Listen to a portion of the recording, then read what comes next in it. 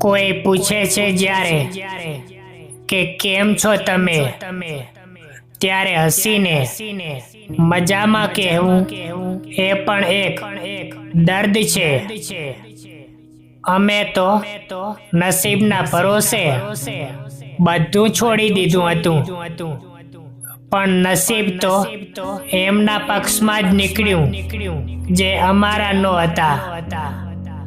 એક જમાનો હતો જ્યારે તારા વિના એક પળ પણ નહોતી જતી, અને આજે આખી જિંદગી તારા વિના કાપવી પડશે. સૌથી વધુ દર્દ ત્યારે થાય છે જ્યારે કોઈ પોતાનું પારકા લોકો સામે આપણાને ખોટા સાબિત કરે છે.